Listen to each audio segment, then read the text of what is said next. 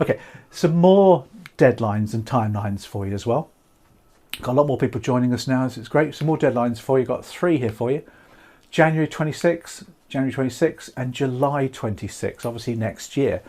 12th January 2026. This is the final date to sit your old exams via the old system and confirm if you wanted to carry on doing the old CeMAP 1 for the next few months. So really what I'm saying here is if you want to do the old CeMAP, you've got to get it done, passed by 12th of January 2026, which is doable. You've got most of August still. You've got September, October, November, December. You've got 5 months or 4.5 months if you don't count much of August. And that's easy doable to get all CeMAPs out of the way if you put your foot down and get going. On the 13th of January, all remaining learners on the current version, that's the old CeMAP, will be automatically transferred to the new version, except old CeMAP 1 learners who opted to stay. Because you could theoretically still do the old CeMAP 1 right up until July 26, which is a bit odd really why they've done that, but that's not their decision. So the real message there is if you want to do the old CeMAP, you've got to pass them by then as well. And that's retakes as well counted there.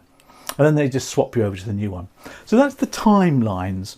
Please keep looking down for questions. If anyone's got questions, by the way, just tap away and I can read it down there so I can easily see that for you. Hope you're all well, by the way, enjoying your summer, because the next couple of weeks looks really nice here in the UK, doesn't it? Anyway, let's take a look at what's changing. The big change is FSRE is replacing UKFR. What does that mean? Well, UKFR was the old CeMAP 1. It stands for UK Financial Regulation. That's the one that's been tested for 21 years. It was okay, but it was a bit too in-depth on things like investments and pensions and unit trusts. In some areas we hardly really touched as mortgage advisors. The new one, Financial Services Regulation and Ethics, much more up to date. Ethics course, vulnerable customers, consumer duties in there as well. A lot more on regulation, but general financial services now. There's a little bit more there on taxation and economics, macroeconomics, how the government runs the economy, that sort of thing. A bit more on trusts and legacies and law of intestacies, a little more on that as well. So they've taken some in-depth stuff out and put some new stuff in. It's a brand new syllabus, is FSRE.